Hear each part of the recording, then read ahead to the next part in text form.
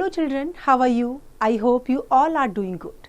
Children, now we will read about clauses.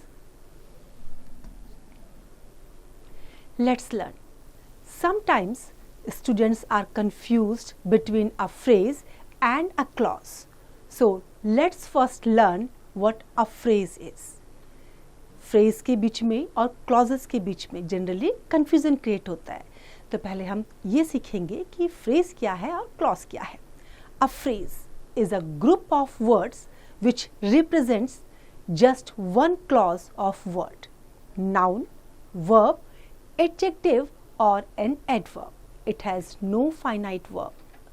जो phrase होगा वो शब्दों के एक ही क्लास को, एक ही समूह को रिप्रेजेंट करेगा. तो नाउन होगा या वर्ब होगा या एडजेक्टिव होगा या एडवर्ब होगा. For example, a glass of milk, in the afternoon, dark brown suit, working animals like a baby etcetera. इसमें एक को ही रिप्रेजेंट किया गया है. जैसे अ ग्लास ऑफ मिल्क, इसमें किसको रिप्रेजेंट किया है? मिल्क को. किस चीज़ का? एक ग्लास ऑफ मिल्क. तो मिल्क आपका क्या है? यहाँ पे नाउन है. Now clauses. A clause is a group of words which has a subject and a finite verb. अब क्लॉज का क्या होगा? आपके पास सब्जेक्ट भी होगा और उसमें फाइनाइट वर्ब भी होगा. Now read the following sentences. The careless boy lost a very costly watch worth thousands of rupees when he left it in the waiting room of the Allahabad railway station. Now this sentence can clearly be divided into two parts or clauses. Number one, the careless boy lost a very costly watch worth thousands of rupees. इसमें आपके पास subject भी है और verb भी है, object भी है, finite verb भी है और subject भी है. Second, when he left in the waiting room of the Allahabad railway station.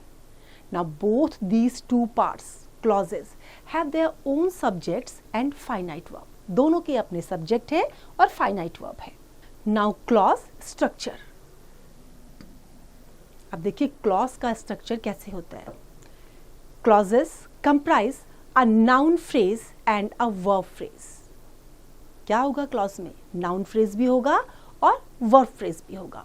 For example, noun phrase subject, verb phrase predicate. Now noun phrase our class, verb phrase won the match, the men in blue were fielding. Types of clauses. Now clauses are of three types. Number one, principal clause.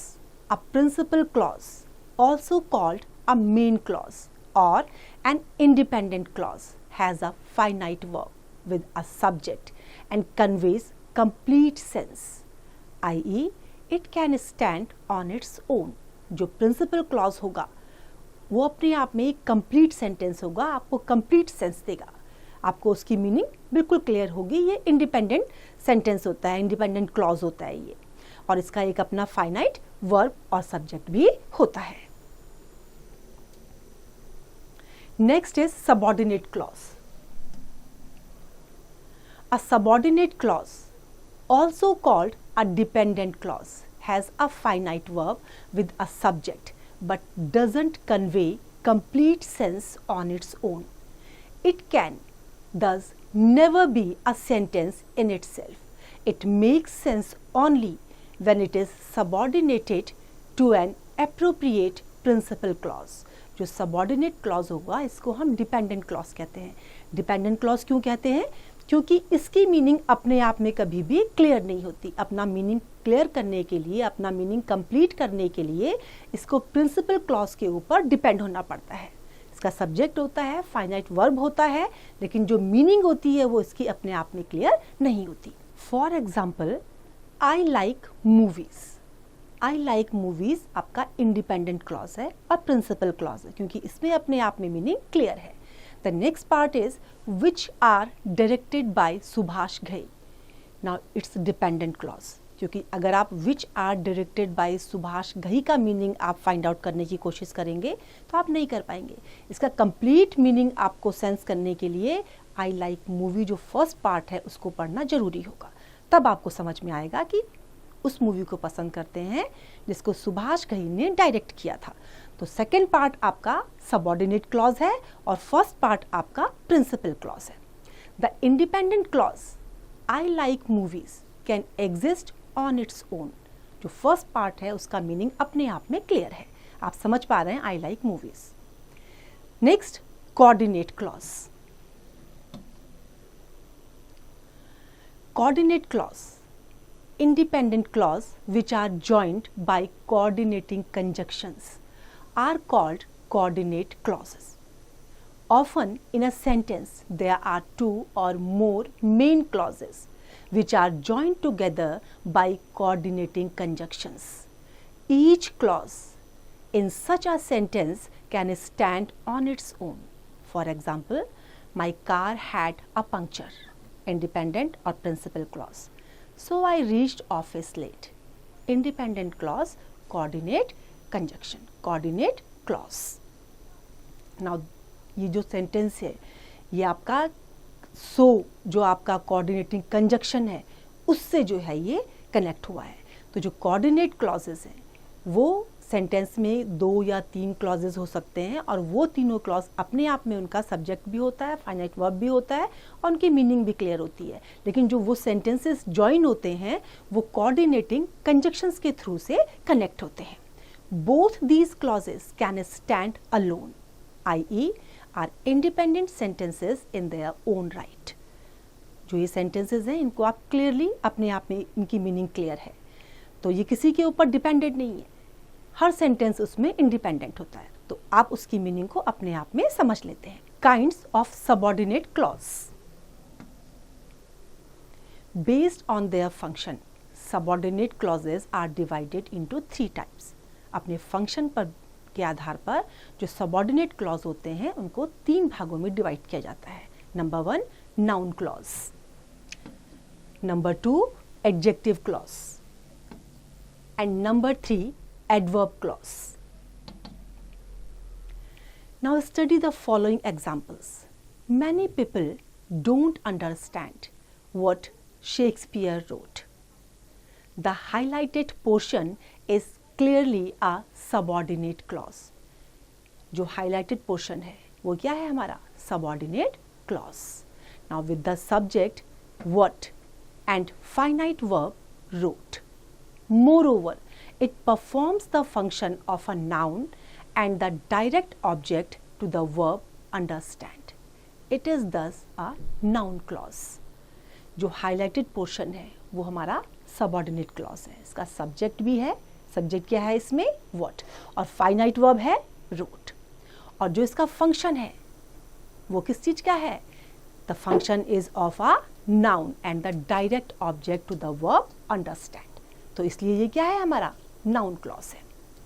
An easy way to identify it is that if it answers the question what asked to the verb, then it is a noun clause. अगर आप इसको identify करने के लिए इसका और easiest way देखना चाहेंगे तो आप क्या करेंगे, what क्वेश्चन पूछेंगे वर्ब से। अगर आपको वर्ब से what से क्वेश्चन पूछने पे आंसर मिल जाता है तो वो क्या है आपका noun clause. Now, what do many people not understand? What Shakespeare wrote. Most people don't understand the man who wrote under the name Shakespeare. The highlighted portion is again clearly a subordinate clause with the subject who and the finite verb wrote. Moreover, it performs the function of an adjective because it qualifies the noun man. It is thus an adjective clause. जो noun man है उसमें वो उसको qualify भी कर रहा है, तो क्वालिफाई करने की वजह से वो क्या है, एडजेक्टिव भी है। Most people don't understand Shakespeare's work even after they are taught to appreciate them. The highlighted portion is again clearly a subordinate clause with the subject they and the finite verb are. Moreover, it performs the function of an adverb of time because it modifies the verb understand. It is thus an adverb clause. अब adverb clause क्यों है? क्योंकि वो उसमें किसका function कर रहा है? एक adverb of time का भी. टाइम भी आपका उसको मॉडिफाई भी कर रहा है, तो वो आपका क्या है? एडवर्ब क्लॉज है. जो हाईलाइटेड पोर्शन है वो सबऑर्डिनेट क्लॉज है, उसमें सब्जेक्ट दे और फाइनाइट वर्ब आर है, और ये एडवर्ब का भी फंक्शन कर रहा है क्योंकि इसमें टाइम को उसने मॉडिफाई किया है, तो ये एडवर्ब क्लॉज है. I hope it is clear to you now. This is your exercise, you have to practice it. Now next is noun clause. A noun clause is a subordinate clause in a sentence which functions as a noun in the sentence. Now, we know that a noun can be the subject of a verb, a subject complement, the direct object of a verb, or the object of a preposition. जो noun clause है, अब उसमें क्या था? आपका noun clause जो है वो sentence में subordinate clause भी होता है, जिसका फंक्शन क्या होता है? नाउन की तरह से वो सेंटेंस में फंक्शन करता है. अब नाउन जो है वो वर्ब का सब्जेक्ट भी हो सकता है, कॉम्प्लीमेंट भी हो सकता है, डायरेक्ट ऑब्जेक्ट भी हो सकता है, ऑब्जेक्ट ऑफ प्रपोजिशन भी हो सकता है. Now see the examples. For example, what the English teacher said was very inspiring. This noun clause is the subject of the verb was. ये जो नाउन क्लॉज है ये was verb का subject है. The wonderful thing about toddlers is that they all get along so well. This noun clause is a subject complement to the verb is. अब यहाँ पे जो noun clause है ये क्या है? जो verb है हमारा is, उसका subject complement है. Now note that the subject, the wonderful thing about toddlers, is a noun phrase. It has no finite verb. इसका कोई अपना फाइनाइट वर्ब नहीं है, तो ये हमारा क्या है? नाउन फ्रेज है. I must decide which course is the best to take. The noun clause is a direct object to the verb decide. जो नाउन क्लॉज है वो वर्ब डिसाइड का डायरेक्ट ऑब्जेक्ट है. Lonely old people like speaking to whoever will listen. This noun clause is the object of the preposition to. अब ये जो noun clause है जो हमारा to preposition है उसका object है. Now note that a noun clause is often introduced by one of the conjunctions that, if and whether. जो noun clause होगा जब उसको introduce किया जाएगा तो उसके साथ conjunctions जैसे that, if, whether ये हैं, इनको भी use किया जाता है. In fact, the matter which is reported in any reported speech is a noun clause. जो reported speech में जो भी report किया गया है वो हमारा क्या है? noun clause है. जो matter उसमें report किया गया है वो noun clause है. Now which is introduced by one of these conjunctions. For example, he asked me whether I knew the new neighbors. He said that he knew the new neighbors. He asked me if I would introduce him to the new neighbors. A noun clause may be introduced by a WH word such as why, when, where, how, who, what, which, etc. जो noun clause है वो इन words जो WH family के words होते हैं इनके through से भी इंट्रोड्यूस किया जाता है. For example, he asked me why the child was crying. He asked me who was in charge of the operation. They decided which charge had to be paid.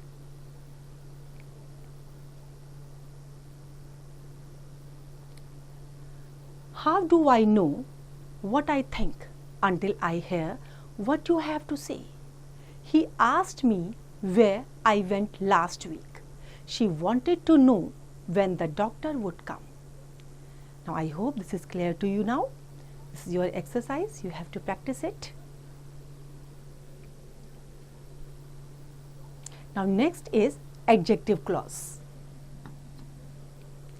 An adjective clause, also called a relative clause, is a subordinate clause which performs the function of an adjective to a noun in the sentence. The noun being described by the adjective clause is called its antecedent. For example, Smita gave Amit a purse which was made of leather. जो adjective clause है उसको relative clause भी कहा जाता है, जो subordinate clause होता है और जिसका function क्या होता है, इसका function जो है noun को ये describe करता है. Its function as an adjective to a noun.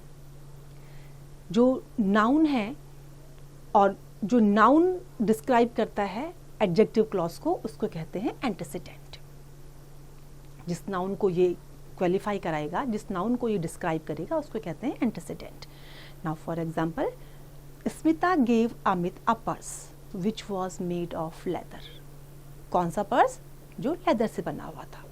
In this example the antecedent of the adjective clause namely which was made of leather is purse. The antecedent of an adjective clause should always occur just before the clause. जो adjective clause होगा वो कहाँ पर होगा?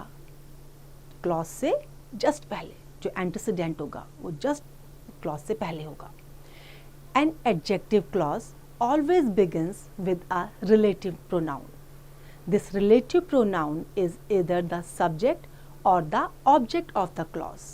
It can also be a possessive, whose. जो adjective clause है वो हमेशा रिलेटिव प्रोनाउन से ही शुरू होता है और जो ये रिलेटिव प्रोनाउन है ये या तो सब्जेक्ट भी हो सकता है और ऑब्जेक्ट भी हो सकता है और पोजेसिव भी हो सकता है. Now study the following examples. Arun is the chef who taught me how to cook. In this sentence who taught me how to cook is an adjective clause with the antecedent chef of the verb taught. The relative pronoun who is the subject. इस sentence में क्या था? जो who taught me how to cook है, ये क्या है? हमारा adjective clause है जिसका जो antecedent है वो chef है और verb taught और जो relative pronoun है वो who है. Now who or whom is used for a person, which is used for a thing, that or whose could be used for either a person or a thing. That or whose person के लिए भी use होता है और things के लिए भी use होता है. For example, these are the people whom we met during our vacation. This is the dog whose leg is broken. Water scarcity is a problem that we will face. Notice that sometimes adjective clauses are inserted between the main clause. For example, कभी कभी main clause के बीच में भी आते हैं, जैसे the boy who helped you is my friend. तो यहाँ पे who helped you आपके बीच में आया है. Now omission of the relative pronoun. कहाँ पर आप relative pronoun को use नहीं करेंगे? When the relative pronoun conjunction of the adjective clause stands for the subject of the verb, the relative pronoun cannot be omitted. For example, these are the people who helped us. जब relative pronoun जो adjective clause का relative pronoun है, जब वो subject किसका बनेगा? verb का. जब वर्ब का सब्जेक्ट होगा तो उस केस में आपको रिलेटिव प्रोनाउन को आप हटा नहीं सकते. जैसे आपको एग्जांपल दिया गया, these are the people who helped us. तो यहाँ आपको ये यूज करना था.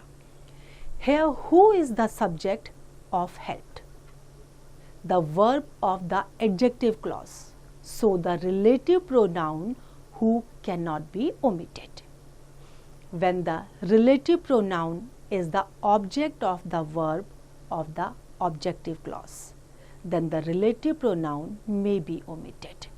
जब relative pronoun verb का object हो और जो adjective clause में जो verb है उसका object अगर है relative pronoun, तो आप उस केस में रिलेटिव प्रोनाउन को ओमिट नहीं करेंगे। जैसे these are the people whom we helped. Here whom is the object of helped. Helped का object है whom, the verb of the adjective clause. So the relative pronoun whom can be omitted and we can say these are the people we helped. Similarly, in the following example, this is the house which that we are planning to buy. The word which, that can be used or even omitted. इसमें आप which या that को use भी कर सकते थे और इसको हटा भी सकते थे। जैसे this is the house we are planning to buy. Now defining and non-defining clauses. Now study the two sentences given below. The girls who were wearing caps stood up. The girls who were wearing caps stood up. In both these sentences, the subordinate clause is an adjective clause, who were wearing caps, with the antecedent girls. इस sentence में क्या है? जो subordinate clause है वो क्या है? adjective clause है किसका? who were wearing caps, और antecedent इसमें क्या है? girls. The only difference between the two is the fact that the adjective clause is enclosed within commas in the second sentence. जो difference है वो क्या है?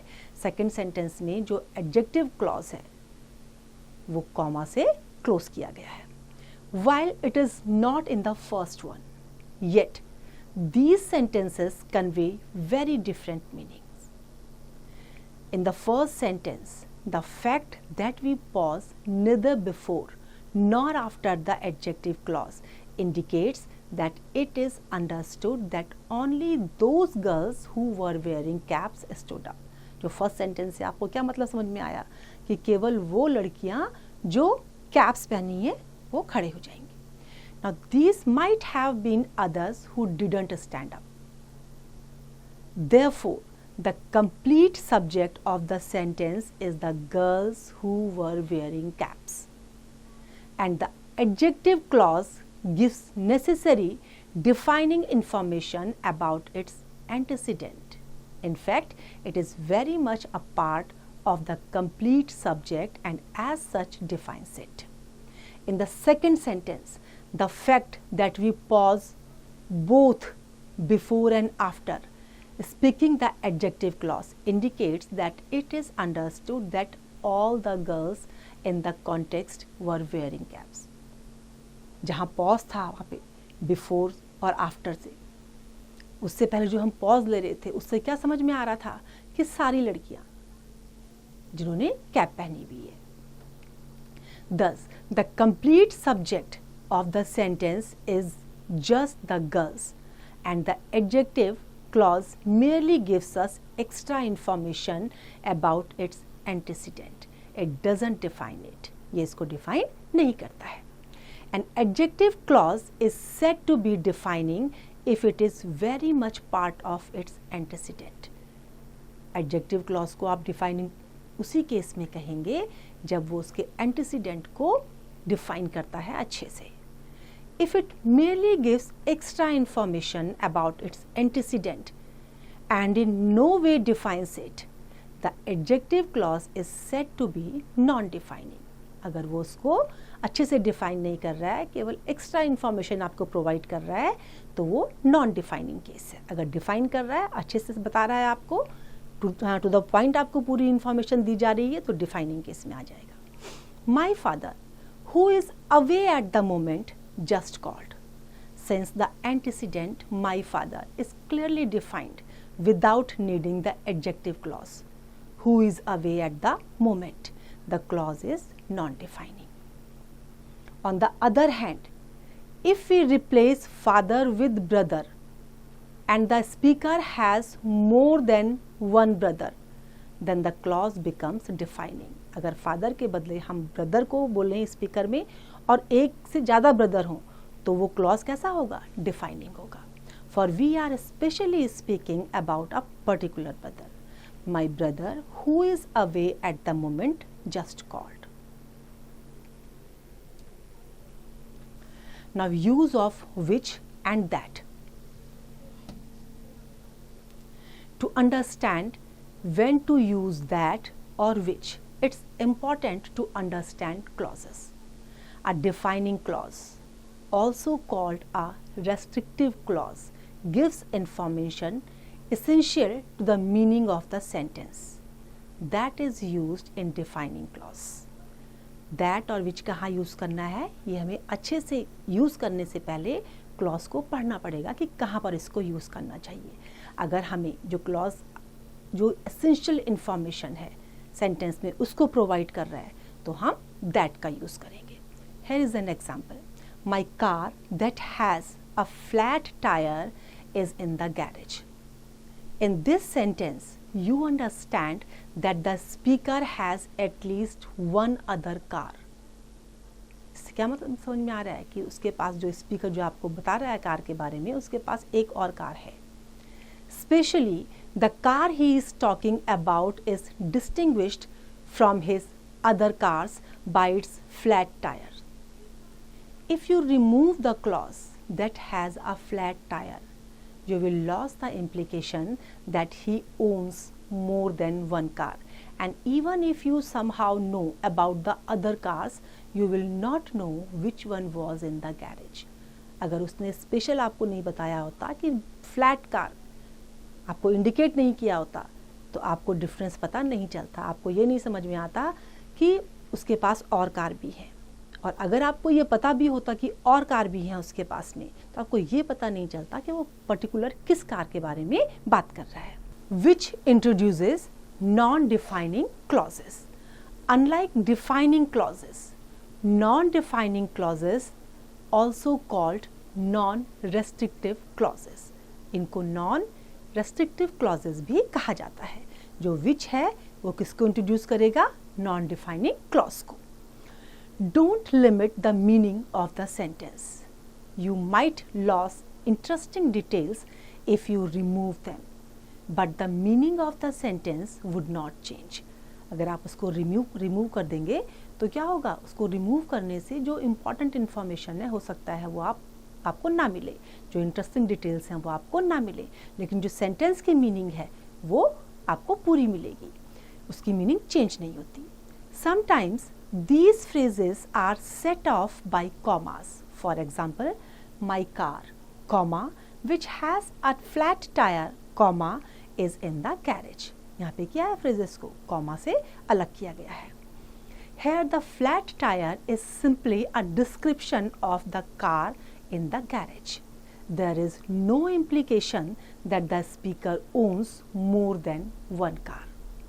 As a thumb rule, if the antecedent is a proper noun, as in the example above, the adjective clause has to be non-defining.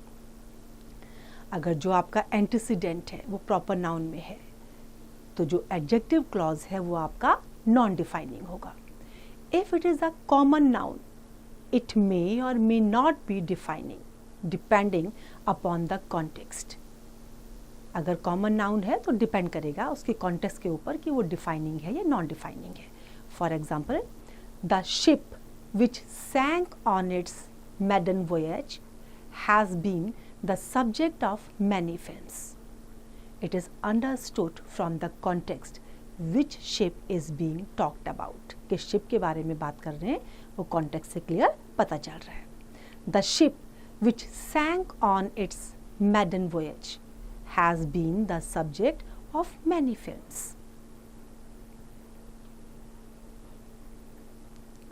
The ship being talked about is the one which sank on its maiden voyage. जो maiden voyage में डूब गई थी. I hope it is clear to you now. Now this is your exercise. You have to practice it. Next is adverb clause. An adverb clause is a subordinate clause which does the same job as an adverb or an adverb phrase in a sentence. It generally modifies a verb. जो adverb clause है वो verb को modify करता है.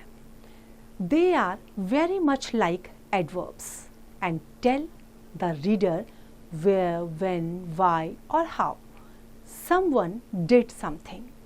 Adverb clauses are introduced by subordinating conjunctions.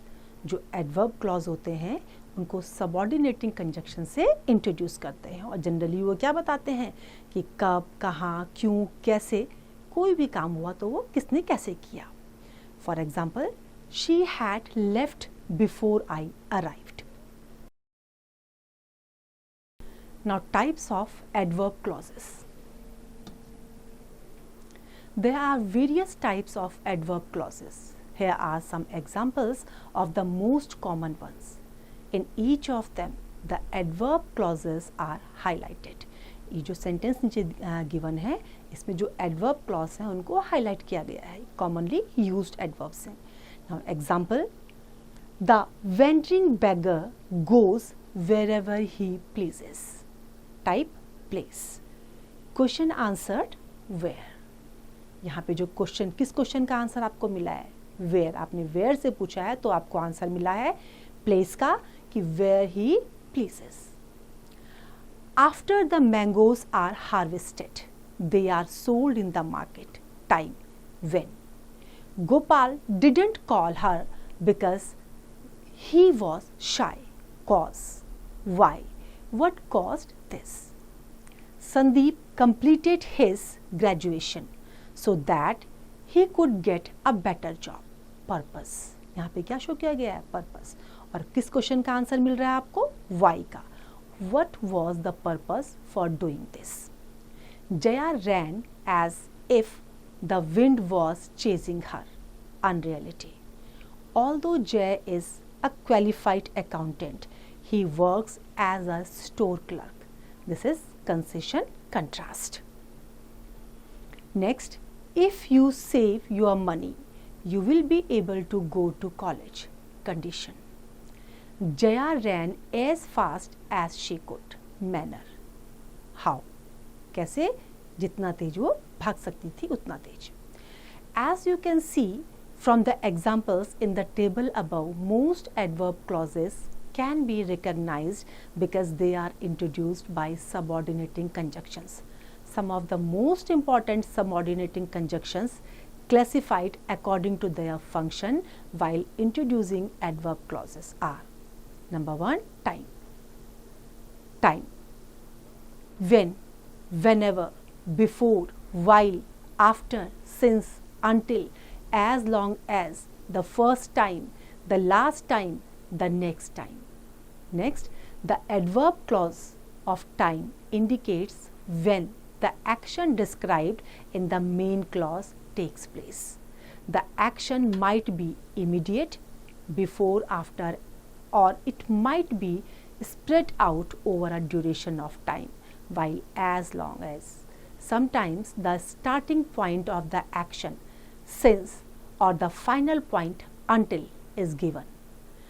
जो adverb clause है जिसमें time को इंडिकेट किया जाता है, कभी कभी उसमें क्या होता है कि एक ड्यूरेशन दी जाती है आपको और कभी कभी एक पर्टिकुलर टाइम पीरियड दिया जाता है कि किस समय वो स्टार्ट हुआ है. कभी एंड पॉइंट दिया जाता है, कभी स्टार्टिंग पॉइंट दिया जाता है. जैसे he has been depressed since his friend left the city. He will remain depressed until his friend returns. The first time I went to Mumbai, I was overwhelmed by the city. I shall be seeing Supriya next time I visit Ahmedabad. The second time we played together, we finally got our game on track. तो इसमें आपको अलग अलग समय में जिस जिस ढंग से काम किया गया वो टाइम पीरियड दिखाएगा, कभी एंड का, कभी स्टार्टिंग का, कभी ओवरऑल में. Next is place. Where, wherever. Place का आपको कहाँ चलता है पता, जब आप वेयर, कहाँ, किस जगह पे हुआ है. The adverb clause of place indicates where the action described in the main clause takes place. जो मेन क्लॉज में कहाँ पर काम हुआ है, जगह, उसको ये डिस्क्राइब करेगा. The foolish man walked where the men were mixing concrete. Wherever we looked there was confusion. Next is reason, because, since, as. Reason को अगर आप करेंगे तो आप कैसे शो करेंगे, या तो बिकॉज का यूज़ करेंगे, सिंस का करेंगे, एज का करेंगे, रीज़न देने के लिए. The main clause indicates an action और state whose reason is supplied by the adverb clause. For example, he lost the match since he was not fit. यहाँ पे क्या किया है, रीज़न दिया गया है कि मैच जो है उसने लॉस कर दिया था क्योंकि वो फिट नहीं था. She did well in the test as she had prepared for it. Next is manner, तरीका. As if, as though, इनसे आप manner को शो करेंगे. The main clause indicates an action whose manner of performance is explained in the adverb clause. Adverb clause में जो है manner perform किया गया एक्शन का कि किस ढंग से हुआ है वो आपको शो किया गया होगा. For example, act as your conscience dictates. He acts as though he has no conscience, suggesting unreality or improbability. Next is purpose. Purpose आप कैसे शो करेंगे, so that, in order that, इनको यूज करके. The main clause indicates an action or a state whose purpose is indicated in the adverb clause. Adverb clause में जो main action किया गया है उसका purpose indicate किया गया होगा. For example, humans eat so that they may live. In order that she could hear what he was saying, the old lady put on her hearing aid. Next is concession, contrast. तो आप क्या use करेंगे उसमें, though, although, even if, whatever, while. The main clause indicates an unexpected result, which is often contrary to what is indicated in the adverb clause. Adverb clause में जो दिया होगा उसके अपोजिट में वो आपके पास रिजल्ट होगा. Now adverb clauses beginning with while or whereas indicate direct opposition to the content in the main clause. While और whereas से अगर स्टार्ट हो रहा है तो वो क्या इंडिकेट करेगा, डायरेक्ट अपोजिशन. नोट दैट दो, इवन, दो and although indicate a situation which is contrary to the main clause. For example, although we told him not to, he intentionally came late. उसको बताया भी गया था कि ऐसा नहीं करना है, लेकिन उसने पर्पसली वो काम किया, लेट किया. Whatever one does, it is never enough. Next, even if we delay our departure, we will still reach on time. Whereas he is a minor, he can't be sent to jail. Whereas, because of the fact that, whereas का use किया गया है, उसका मतलब क्या है कि जो फैक्ट है वो उसका रीजन बता रहा है. While I support you, I don't agree with you. While, though, although, adverb clause. जो adverb clause को रिप्रेजेंट करते हैं उसमें हम while, though, although इसको यूज करते हैं. Next, condition. if then, provided that. The adverb clause expresses a condition for the content of the main clause to hold. For example, if you are right, then I am wrong. जो adverb clause होगा वो क्या express करेगा, condition express करेगा. जैसे I shall win provided you help me. Now punctuation of adverb clauses. When an adverb clause appears before the main clause, a comma is used to separate the two clauses. जो two clause को separate करने के लिए किसका use करते हैं, उसमें comma का हम यूज़ करते हैं. For example, as soon as he arrives, comma, we will have some lunch. There is no need for a comma when the adverb clause appears after the main clause. Comma की ज़रूरत किस समय नहीं है, जब adverb clause main clause के बाद आता है तो वहाँ कॉमा यूज़ करने की ज़रूरत नहीं होती.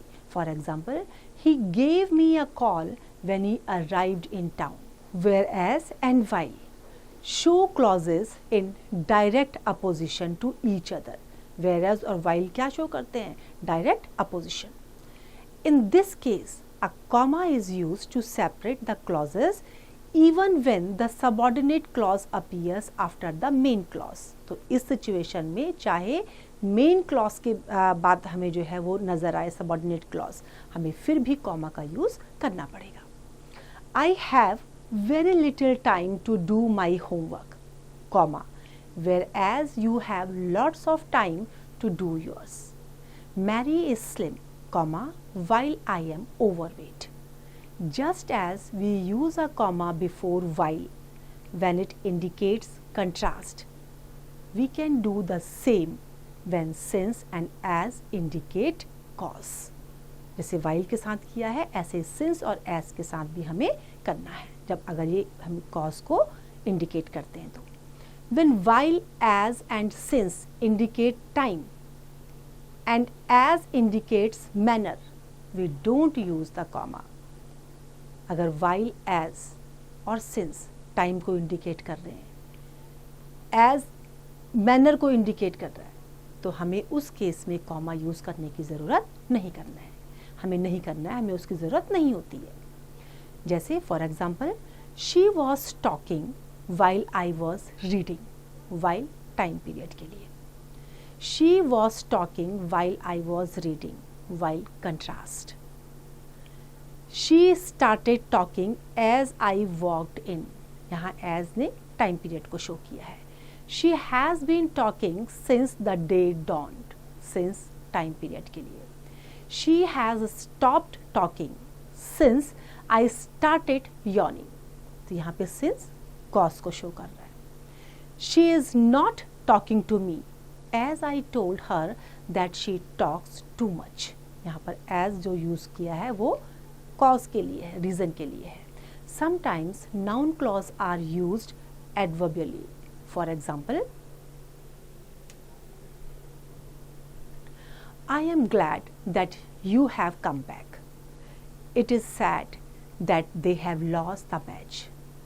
In the examples above, that clauses are used as the complement of the adjective glad and sad respectively, and therefore they are noun clause adverbially.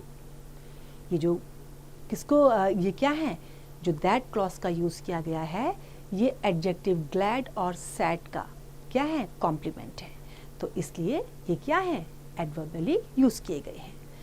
They are noun clauses adverbially. I hope it is clear to you now. This is your exercise, you have to practice it.